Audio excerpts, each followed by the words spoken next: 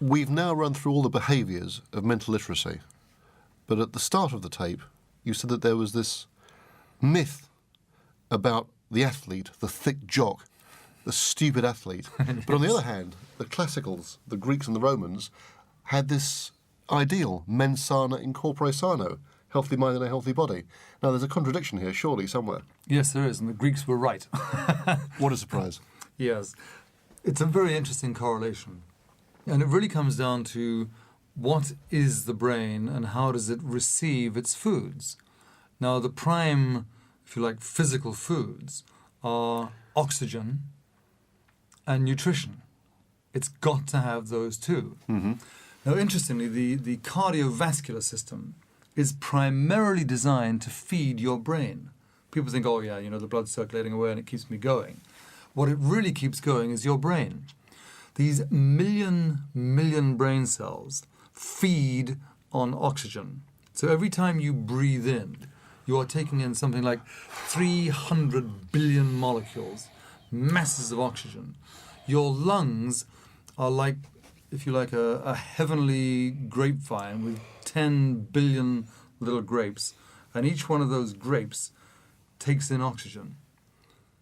So every time you inhale, 20 to 40% of every inhalation, the oxygen of that goes straight into your head, fuel for your brain. That's amazing. Yeah, I mean, it's extraordinary.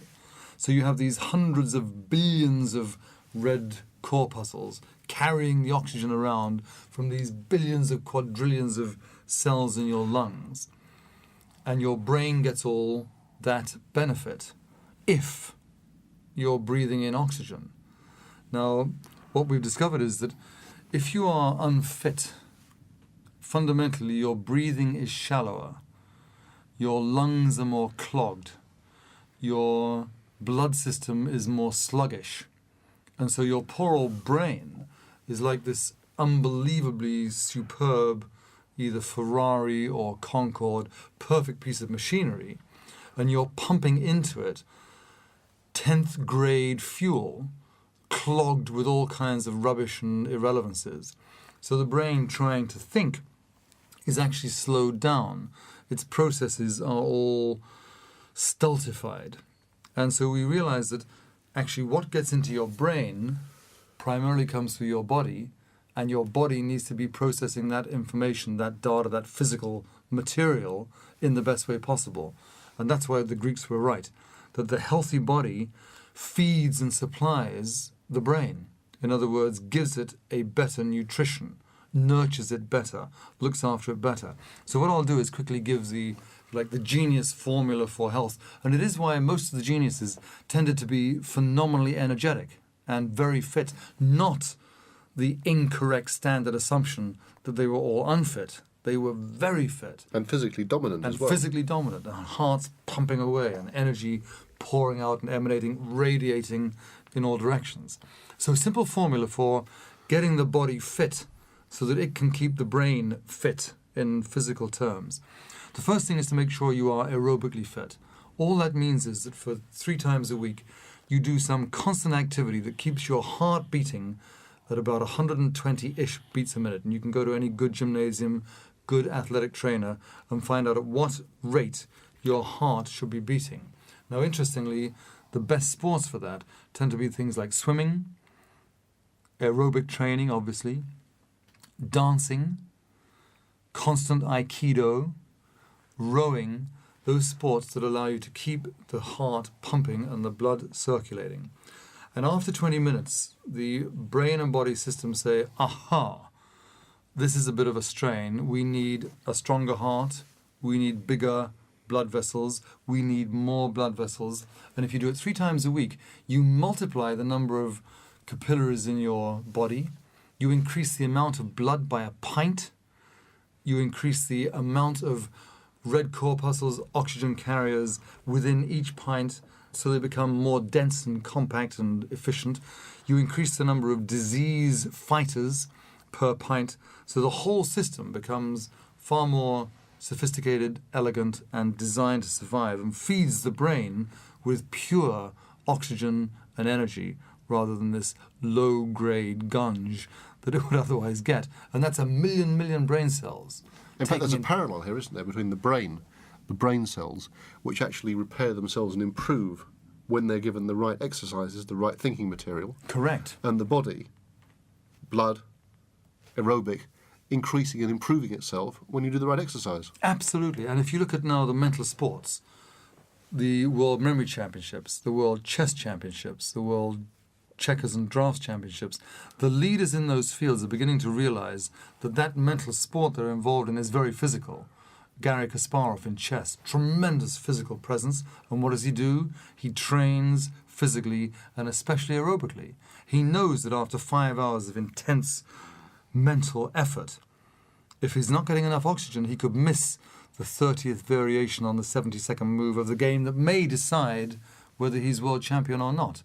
Marion Tinsley, the world drafts champion, who can calculate hundreds of billions of combinations and permutations of positions, walks and runs. Dominic O'Brien, the first world memory champion, trains physically for 2 to 3 hours a day to keep his brain fueled so that his memory and his imagination can work faster and more vividly and more gigantically and more persistently. And you begin to notice the qualities of genius popping up again. It is really related to physical health. So in addition to that aerobic fitness, the body needs to be flexible because that allows all the energy to flow appropriately. So things like, again, Aikido, things like yoga, dance, anything to keep it flexible. Cycling? Yes. Indeed, if you think about the characteristics, creativity and flexibility, the same applies to the body. The more flexible it is, the more flexible the brain inside it can also be. And of course, one has to develop physical strength. If the body is strong muscularly, the brain knows that it's in a good organ, in a good organism, and so will have the similar confidence and the freedom to try and experiment more because it knows that the system that it's in is strong, secure, safe, supplying it with what it needs. We then come to things like diet, right? The other thing that your brain needs in terms of physical food is appropriate nutrition. If it doesn't have the potassium, if it doesn't have the magnesium, if it doesn't have the fundamental elements and the vitamins and minerals that it needs, it can't function. Again, it's like a car where it's got the wrong fuel in it. So it's really important to pay attention to the kind of foods you eat. And the basic fundamental healthy diet is primarily vegetable-based, fresh, very little processed foods, very little extra added sugar. There's sugar all over the place in natural foods anyway. And if possible, a good varied diet, so you're not always thumping in the same stuff every day or the same stuff on Friday. The body needs to experiment and check out, and if it suddenly needs a little bit of extra something else, it will have the opportunity to get it from a varied diet. So very important to eat whatever you feel like eating, but make sure that the fundamental basis is fresh, vegetable, and then you can move on to fruit and nuts and fish, especially fresh if you can get it, and meat, especially unprocessed in some way, especially if it's more wild. The game is another good brain food. Very simple principles, but if you look at the great athletes and the great geniuses, they all tended to abide by those naturally as a matter of good, healthy habit. Another very important thing is sleep and rest. The brain needs to rest. Now, we all know that, and we know that very often when it is resting, that's when the genius comes out. Bodily, it's the same. When you are sleeping, your brain is working on its own problems. It's having daydream or night dreams, rather, in this instance. It's solving problems. It's playing in its own universal playground. The body needs rest as well, and it needs regular rest. Best models of this are children and animals. Very, very active, and then they have a little rest, a little sleep. And then very active, and then another little rest, and another little sleep. And interestingly, who do you think the greatest genius catnapper was? Probably Leonardo da Vinci. It was Leonardo da Vinci. He used to work for 2, 3, 4 hours, and then have a little doze. And then up he get again, and have a little doze, just like an animal or a baby. So it's also important in your daily or weekly habit to make sure you have these physical rests. Another nice thing that comes up in terms of the body connection is that sexual activity and sensual activity stimulate the brain. It's been found that more oxygen gets through. It's a wonderful multi-sensory extension of the brain's abilities. So when Da Vinci said develop the senses, he was really, really correct. And loving relationships do that as well. Another thing about the body, we mentioned this when we were talking about positive attitude, that if you have a proactive, let's try the experiment, let's take that risk, not being stupid, but let's make the next trial, then your body tends to be healthier. That positive, upbeat attitude produces, interestingly, a positive, upbeat body. And if you think about it, if you watch people who are being successful mentally, they've suddenly won a chess game, or they've solved a crossword puzzle, or they've suddenly remembered the thing they wanted to remember, or they're listening to a fabulous piece of music, they've triumphed in some way. What do they look like? Suddenly their body opens up, their posture improves. They don't look tired. They don't look tired. Their eyes radiate. They breathe more fully and openly. Their blood circulates better. The blood pressure goes down. The heartbeat tends to be more big and strong and slower. So actually being successful and being positive and training your brain has instantaneous effects throughout your entire body. If you praise a child, you say, we love you, we think you're wonderful, we think you're brilliant. You see the little child actually grow like a little flower. That's right. If you say, you're a stupid, nasty, wicked, naughty, useless little whatever, you actually see it shrivel. And become a little monster in the same time. It shrinks. So the brain and the body are unbelievably important interconnective.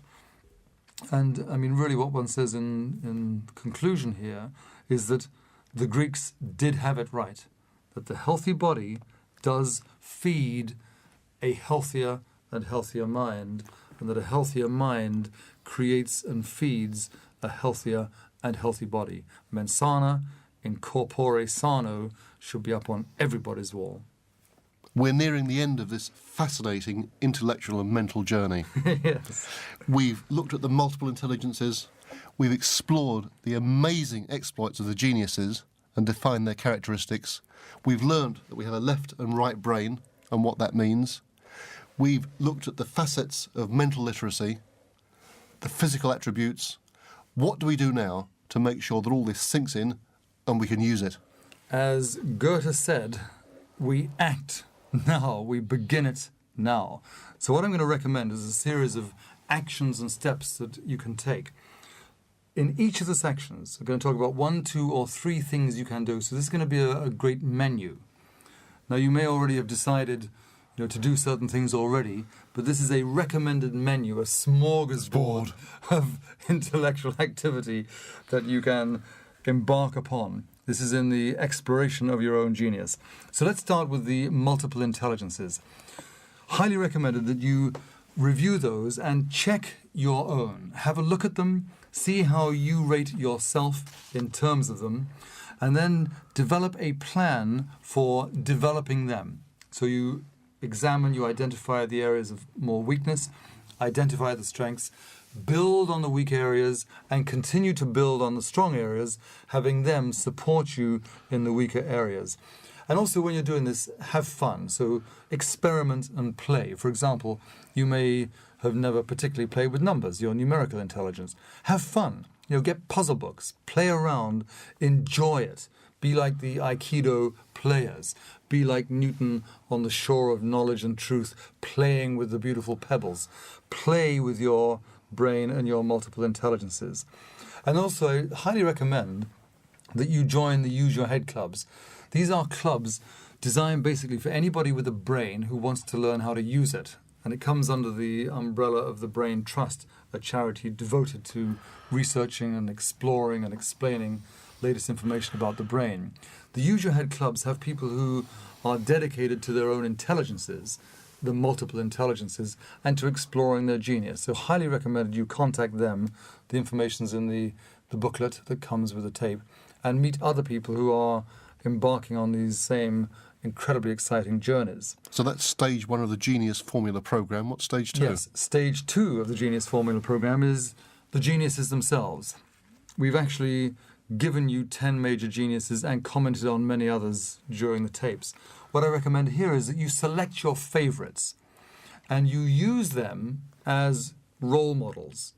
In other words, you have them as visions within you towards which you aspire, and at the same time you select the best ones of those as the first members of your internal mastermind group. Why not even rank the 10 that we've done on the tape? Yeah, very, very useful exercise. Actually, I hadn't particularly thought of that. It'd be just go through them again and say, now, how do I rate that? What characteristics did that person? What multiple intelligences?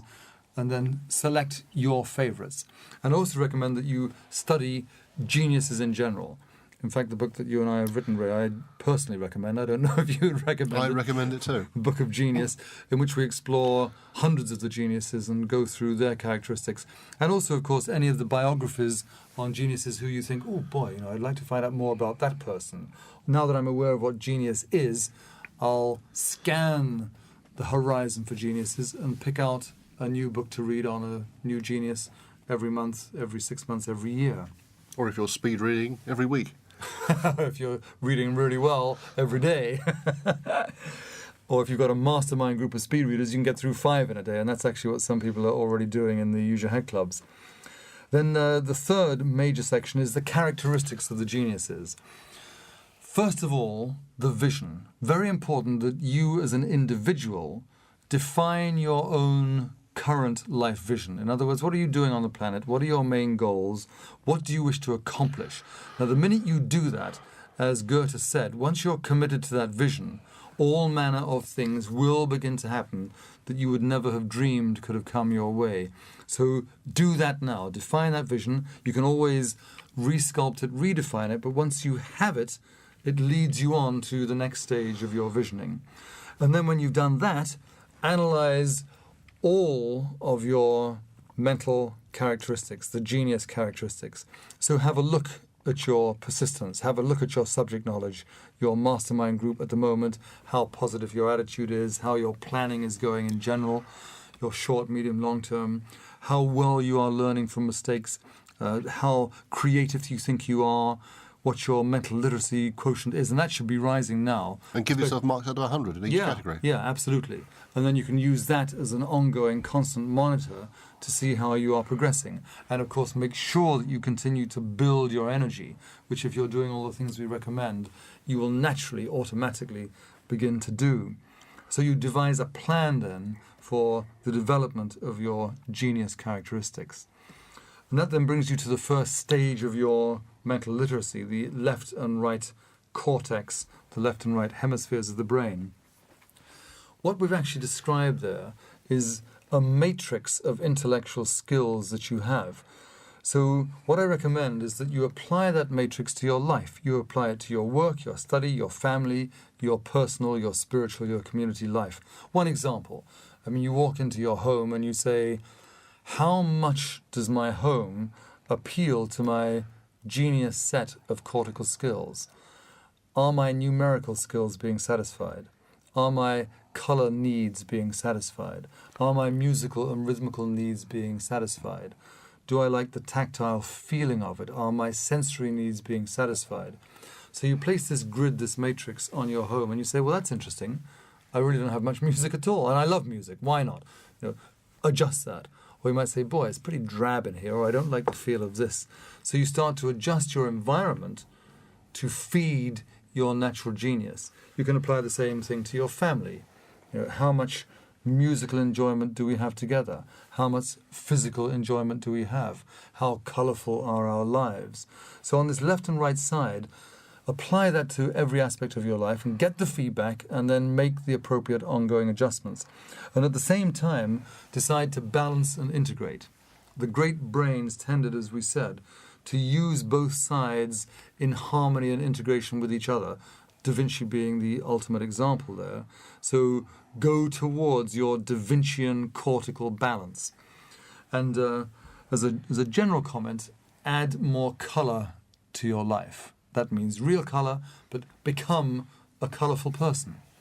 Be a walking rainbow of genius. The next section in the physical mental literacy, the alphabet of the physical aspect of the brain, was the brain cell. Now, this is one of the most exciting areas, and it's one of the areas in which you have tremendous responsibility, tremendous control, tremendous freedom, and tremendous choice. Because we know from the research that if you use your brain well, that little brain cell, every single one of those million brain cells, will become more sophisticated, more complex, and will have more physical connections. So in terms of keeping that beautiful little, unbelievably potent and powerful brain cell going and growing throughout your life, continue lifelong learning. That means take up new hobbies, take up new subject areas. Every year explore some new element of the mental and physical universe to keep your brain alert and alive.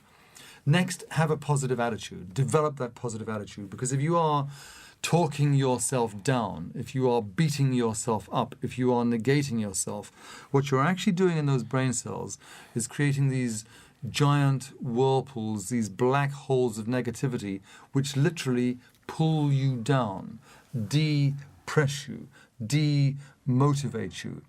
So the positive attitude actually creates the positive spiral, the radiant star that sprays out energy in all mental directions. And again, in terms of keeping this superb little instrument, this super biochip, your brain cell fit, make sure that you give it good oxygen, get yourself aerobically fit, and make sure that you give it a really good, nutritious, healthful diet. And then finally, get involved in mental sports. We found that people who are playing chess, playing Go, doing crosswords, playing memory games are really expanding their mental universe, and in the process expanding the physical capacity of the brain cells. Brain cells really important to love, cherish, nurture, develop. So now moving on from this marvelous instrument, your brain cell, we turn to the mental literacy alphabet of the behaviors. And the first one of those is, of course, memory. What we want to do there is encourage the Zeus into mnemosine, giving you the muses, your creativity. And so one of the first things you can do is to review the planets, which means that you consolidate them in your mind. And one of the best ways of doing that is to go and teach them to someone. Find someone who doesn't particularly know much about the planets and tell them the story. Because as you teach, you'll be reviewing it in your own mind and superbly recreating it, which then consolidates it and at the same time expands your creativity. Next thing is practice with your imagination. Allow yourself to daydream. Do what Einstein told his students to do, and that is play imagination games. And the more you can play those and the more fantastic they become, the better it will be. And the next thing is to study memory. Study the Greek memory systems, get books on memory, do courses on memory, find out about the World Memory Championships, which again will be in the booklet, so that you can become a mental athlete and a superb memorizer. And the older you get, the better your memory will get if you continue to develop it. And once again, the Use Your Head Club has a special division called the Mnemons, named after Mnemosine, who specifically practice memory systems and developing giant mental matrices where they can memorize 10, 50, 100,000 useful bits of information for them. And that, of course, naturally leads into creativity, one of the most delightful universes in which you can play. We know from E plus and into M equals C to the power of infinity, that's an infinite universe. And what we recommend there is that you practice speed of thinking. Accelerate the speed at which you think. And that's as easy to do as accelerating the speed at which you walk. Next, practice your imagination again. Very important to make sure that your imagination, those imagination games, once again, that Einstein recommended that we play with, you begin to play with as well. It also means that you can perhaps take up things like painting and drawing as a hobby. Because when you begin to paint and draw, You are obliged to look at the universe more clearly. You imprint in your brain better images, which allows you to play better, more clear, more perfect, more beautiful imagination games. In fact, that's what Da Vinci did. He used to practice seeing perfectly, and then he'd translate that perfectly memorized vision onto the page, which was the painting, the drawing, the art. Da Vinci was doing with his eyes, his real eyes, what Salvador Dali was doing with his internal eye, painting the perfectly memorized and perceived image of whatever reality that was. So practice that. Next one is, in terms of creativity, on the left and right side of the cortex, make sure that you are combining and integrating your numbers with your colors, your images with your music, your words with your spatial awareness. Start to link all those, and your natural creativity will know literally no bounds. And finally, take up creative hobbies. Anything that really appeals to you. I mean, it could be playing the fool, being a clown, telling jokes, playing the piano, playing the guitar, doing art, as I've mentioned. Something that challenges you. Take up juggling, which allows you to drop the ball and make mistakes. Make mistakes, because when you make mistakes with relish and learn from them, you develop your creative powers. Then we come to reading. What do you do there? Well, that's fairly obvious. First of all, you realize that it is your brain that is doing the reading. It gives you a very different perspective on what it is, and realize that your eye has this capacity, this phenomenal photographic ability to take in large groups of words. So you quite simply take in bigger groups of words, read consciously with your brain, start a program of speed reading self-development, and you can do that through books and courses and again through the Use Your Head Club, and use a guide, and your eyes will lope along like some unbelievably superior athlete over the words, and your comprehension will rise as you do it. The ninth set of recommendations, obviously, is on mind mapping. Mind mapping is the manifestation of radiant thinking. It's the organized, integrated system that all the geniuses use for their note-taking anyway. So take your notes with mind maps. Make sure that you use images, that you use color in your notes. You can develop your own color codes. Make sure that you link items and that your notes become these wonderful maps of the territory of your thoughts, literally the maps of your mind. And of course, realize in the context of that your brain thinks radiantly, these marvelous centers of energy which radiate out thoughts, images, associations internally. And finally, the healthy mind, healthy body, healthy body, healthy mind. Make sure that you feed that unbelievable array of super little brain cells with the best oxygen, the best nutrition. Make sure that you develop mens sana in corpore sano. Your body feeds your brain feeds your body, and they work together to produce ongoing and growing genius. And then when you're in the process of doing all those, you apply everything we've said to itself. So what you do is you review the tapes. You apply these recommendations. You memorize all the relevant aspects of the tapes, and you mind map everything in the tapes. You will have a giant, beautiful mind map of genius.